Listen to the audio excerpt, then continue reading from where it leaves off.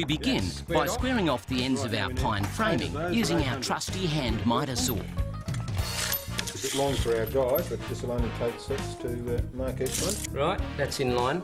These are the frame pieces. It's really important to get the ends square, so the miter saw comes in very handy for that.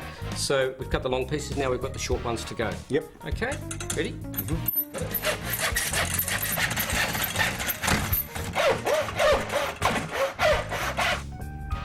Once we've cut the frame material, we drill and countersink ready for assembly.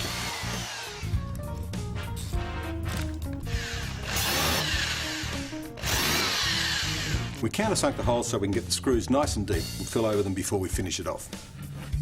We use aliphatic glue, but any reliable woodworking glue will do the job. Okay, that's the top and bottom frames. Now we've just got to remove the tongue of some of the match lining. There you go, David. Okay. Now you can do this with a straight edge or a trimming knife. I think the best way to do it, the safest way, is to assemble, fit the groove into the tongue of one, and then we'll use that as a guide to cut it. You want to just push that into place, Dean? I use the tongue and groove of the match lining as a guide to trim the edge. This will provide a nice clean bullnose finish for the shelves and top.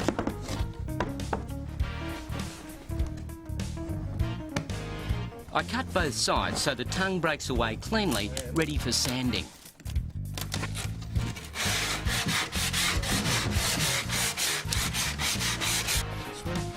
Sometimes they go well, sometimes they don't. We'll give that a tap in a minute. We then assemble the tongue and groove pine using a piece of waste timber to protect the edge from the hammer. Put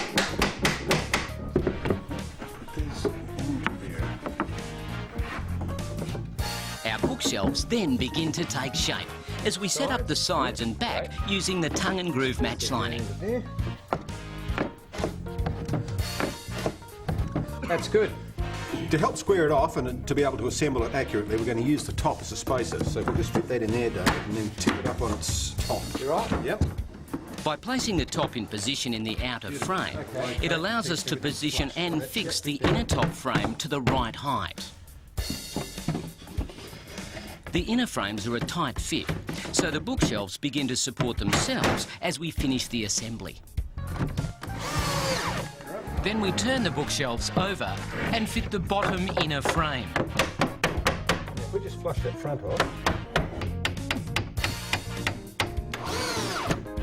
We check for square, then measure and mark the position of the additional shelves.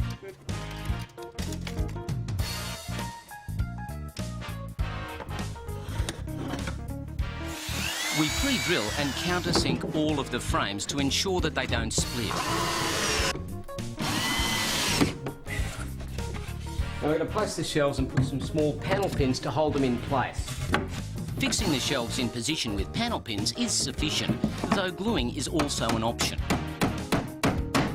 Okay, we've pre-cut and pre-nailed the quad that's going to be the mouldings top and bottom. Just run a bead of glue across the back of them and fit them.